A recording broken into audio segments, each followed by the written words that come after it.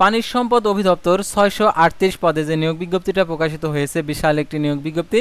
তো এই নিয়োগ বিজ্ঞপ্তিতে সঠিকভাবে কিভাবে আবেদন করবেন সম্পূর্ণ কিছু বিস্তারিত আজকের এই ভিডিওটিতে জানতে পারবেন। তাই ভিডিওটি মনোযোগ সহকারে শেষ পর্যন্ত দেখতে থাকুন।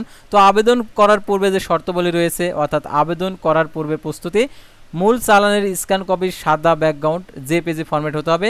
তারপর ১৭ ডিজিটের জাতীয় পরিচয়পত্র নাম্বার এবং 10 ডিজিটের স্মার্ট কার্ড নাম্বার ও 17 ডিজিটের জন্ম নিবন্ধন নাম্বার লাগবে। তারপর দেখতে পাচ্ছেন মোবাইল নাম্বার, সদ্য তোলা রঙিন ছবি, সাদা background 300x300 pixel JPG format. তারপরে স্বাক্ষরের স্ক্যান কপি সাদা ব্যাকগ্রাউন্ডের 250x150 পিক্সেল জেপিজি ফরম্যাট।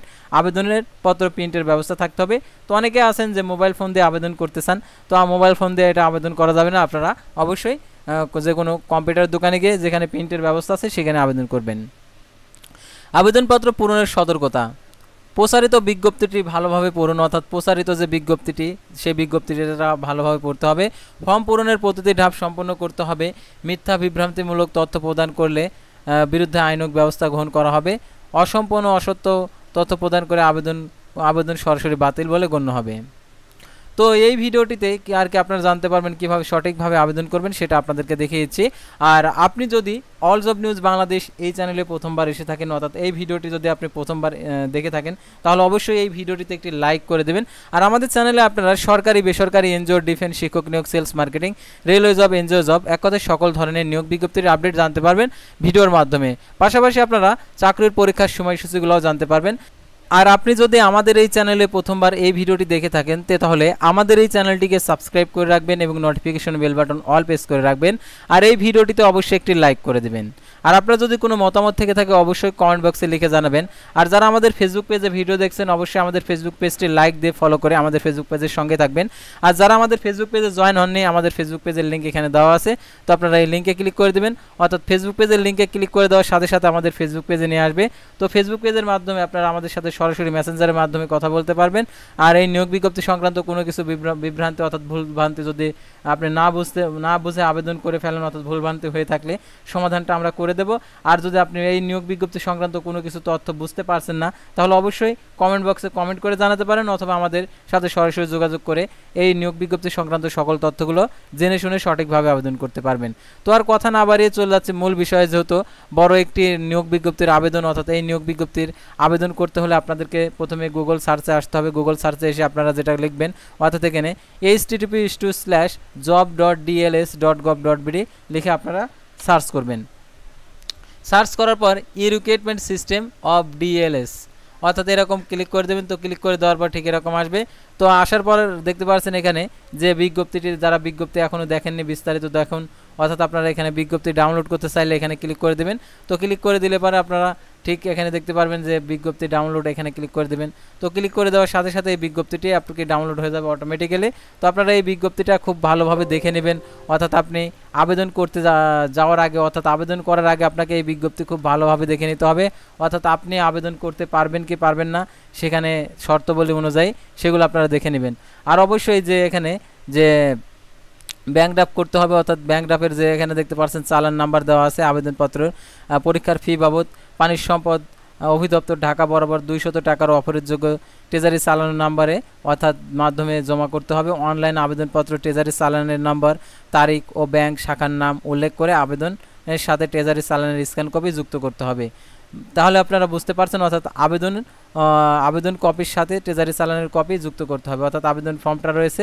তারপর দেখতে পাচ্ছেন এখানে মুক্তিযুদ্ধ প্রার্থীদের ক্ষেত্রে দেখতে পাচ্ছেন 19 মে 2024 তারিখে 18 থেকে 30 বছরের মধ্যে হতে হবে। তবে বীর মুক্তিযোদ্ধা শহীদ বীর মুক্তিযোদ্ধা পুত্র কন্যার ক্ষেত্রে 18 থেকে 32 বছর, আর সাধারণ প্রার্থীদের ক্ষেত্রে 18 থেকে 30 বছর, আর নাতি নাতনিদের ক্ষেত্রে হচ্ছে 30 বছর। তারপরে এখানে দেখতে পাচ্ছেন আবেদনের ক্ষেত্রে যে অনলাইনে আবেদনের প্রদত্ত তথ্যাদি পরীক্ষার গ্রহণের কার্যক্রমে ব্যবহৃত হবে বিধায় আবেদনপত্র দাখিল অর্থাৎ সাবমিট করার পূর্বে সকল তথ্যটা সম্পর্কে আবেদনকারী নিজ শতভাগ নিশ্চিত হবেন। অর্থাৎ আপনি যখন অনলাইনে আবেদন করবেন, আবেদন করার ক্ষেত্রে অবশ্যই যে আবেদন ফর্মটা রয়েছে নিজ শতভাগ আপনারা নিশ্চিত হবেন, নিশ্চিত হয়ে তারপর আপনারা আবেদন করবেন। তো আমি এখন আবেদন করে আপনাদেরকে দেখাচ্ছি আপনি যে পদে আবেদন করতে চান। দেখতে পাচ্ছেন এখানে অনলাইন আবেদন লেখা রয়েছে। তো আপনারা এখানে যে আমি এই পদে আবেদন করব, অর্থাৎ অফিস সহকারী কাম কম্পিউটার মুদ্রাক্ষরিক, তো এটাতে আবেদন করব। তো অনলাইন আবেদন আমি এখানে ক্লিক করে দিচ্ছি।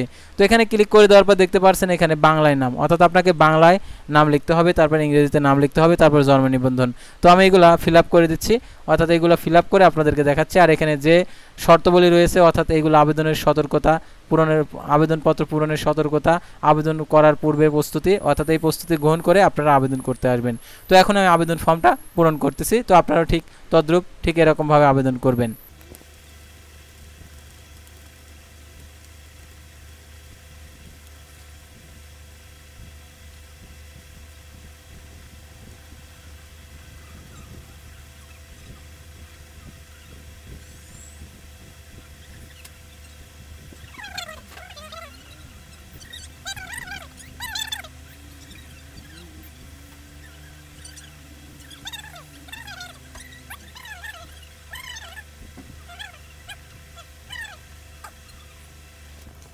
তো দেখতে পাচ্ছেন আমি প্রার্থীর নাম বাংলাতে লিখছে, এখানে হচ্ছে প্রার্থীর নাম ইংরেজিতে লিখতে হবে, তারপর জাতীয় পরিচয়পত্র, জন্ম নিবন্ধন।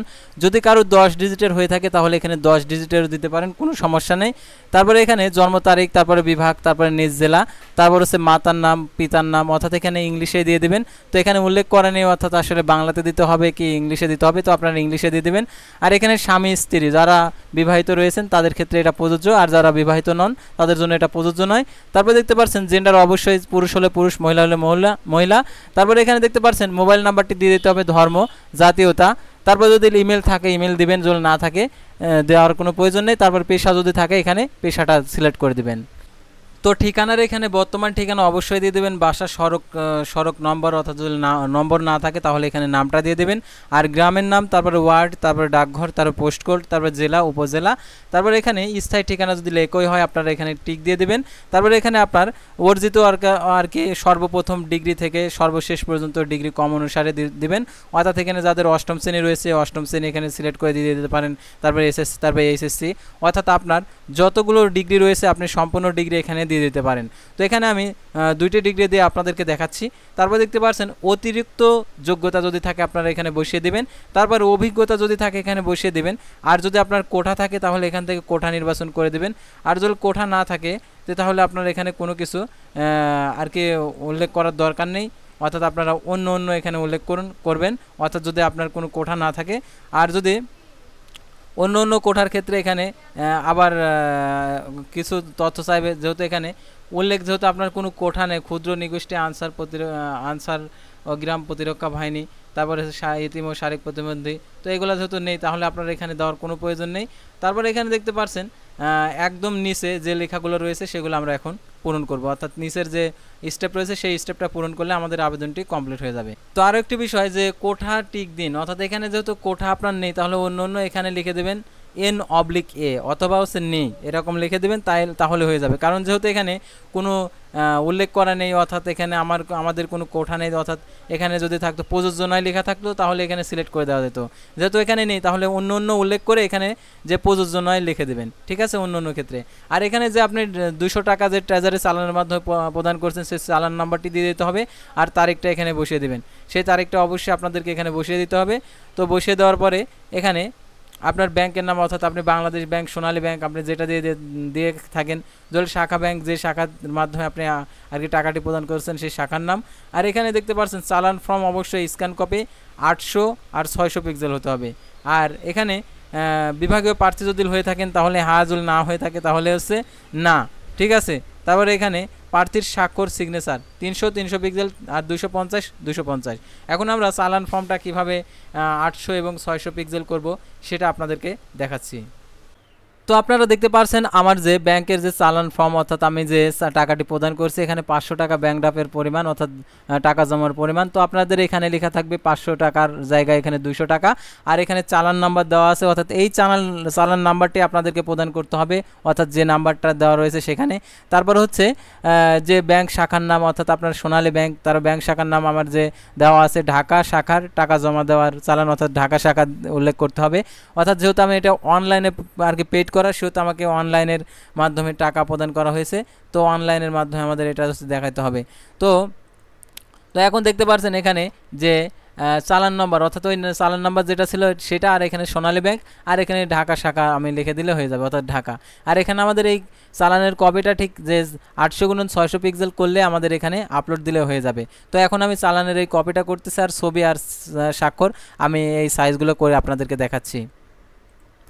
তো আপনাদের অবশ্যই যারা কম্পিউটারে সাধারণত এটা যারা আবেদন করছেন অবশ্যই কম্পিউটার দিয়ে আবেদন করছেন, তো আপনারা অবশ্যই ফটোশপ ওপেন করে নেবেন। আপনি যে কোনো ফটোশপ দিয়ে এই আর কি সাইজটা করতে পারেন, অর্থাৎ এখানে বলাই রয়েছে 800x600, আমরা 800px 600 আমরা এটা লিখে আর কি এখানে লিখবো, অর্থাৎ আমরা লিখবো এখানে ওয়েডে 800px, তারপরে এখানে আমরা লিখবো হচ্ছে 600px।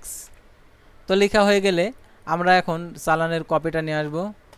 তো চালানের কপিটা আমি নিয়ে আসছি। তো এখন আমাদের 800 আর 600 এখানে বলছে যে 800-600, তো 800-600 হলো ঠিক এরকম হয়, কিন্তু এটা হচ্ছে না। তো যদি এরকমভাবে না হয় তাহলে আমরা হচ্ছে ওয়েট 600 আর এরকম হাইটে হচ্ছে 800 দিয়ে দেব, দিয়ে আমরা এটা হচ্ছে ক্রপ করে নেব। তো ক্রপ করে নেওয়ার পর আমরা এটা হচ্ছে সেভ করব। সেভ অবশ্যই জেপিজি করতে হবে, দেখতে পাচ্ছেন জেপিজি, আর এখানে কেবিটা যে কেবিটা দেওয়া রয়েছে সেই তদ্রূপ সেই কেবিটা দিয়ে দিতে হবে। তো দেওয়ার পরে আমরা এখানে আপলোড করে দেব, নির্বাচন করুন। এখানে ক্লিক করে দেওয়ার সাথে সাথে আপনাদের ডেস্কটপে নিয়ে আসবে, তারপরে বসিয়ে দেবেন। দেখতে পাচ্ছেন আমাদের চালানের কপিটা চলে আসছে। এখন আমরা ছবি এবং স্বাক্ষর এখানে বসিয়ে দেব। তো ছবির স্বাক্ষর আমরা এখন অ্যাড করব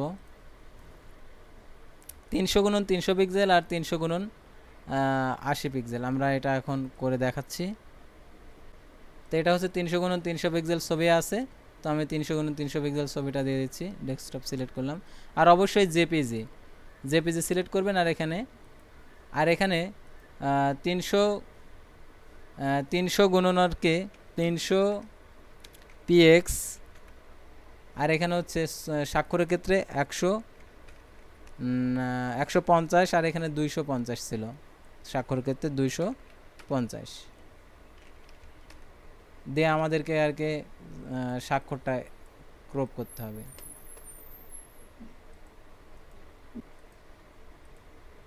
এই যে হয়ে গেল। তো আপনারা বুঝতে পারছেন। এখন আমি এটা যদি সাবমিট করে দিই, অর্থাৎ এখানে আমি টিকমার্ক দিয়ে সংরক্ষণ পরবর্তী ধাপে আমাদেরকে সম্পূর্ণ তথ্যগুলো দেখাবে। তো আমাদের সম্পূর্ণ ফিল আপ করা শেষ। তো আপনারা একবার দেখে নেবেন আসলে সম্পূর্ণ তথ্যগুলো ঠিকঠাকভাবে দেওয়া আছে কিনা। তো আমার যেহেতু সম্পূর্ণ তথ্যগুলো ঠিকঠাকভাবে দেওয়া আছে, তো আপনারা এগুলো দেখে তারপরে আপনারা পরবর্তী ধাপে ক্লিক করবেন। তো সংরক্ষণ করুন, পরবর্তী ধাপে ক্লিক করার পর প্রত্যেকটা স্টেপ বাই স্টেপ আপনারা হচ্ছে পূরণ করবেন, অর্থাৎ আপনাদেরকে যে ছবির সাইজ, তারপরে চালানের কপিটা কিভাবে ক্রপ করতে হবে। তো পরবর্তী ধাপে ক্লিক করে দেওয়ার পর সম্পূর্ণ ইনফরমেশনগুলো দেখাবে। তো সম্পূর্ণ ইনফরমেশনগুলো দেখানোর পরে সাবমিট করে দেবেন। তো সাবমিট করে দিলেই আপনাদের আবেদনটি কমপ্লিট হয়ে যাবে। তো আশা করি আপনারা এই যে পানি সম্পদ অধিদপ্তরের এই নিয়োগ বিজ্ঞপ্তির আবেদনটা সংক্রান্ত সকল তথ্যগুলো জানতে এবং বুঝতে পারছেন। তো পরবর্তী ভিডিওতে আবারও কোনো নতুন জব সার্কুলার নিয়ে আপনাদের সামনে হাজির হব। সে পর্যন্ত সবাই ভালো থাকবেন, সুস্থ থাকবেন এবং অল জব নিউজ বাংলাদেশ এই চ্যানেল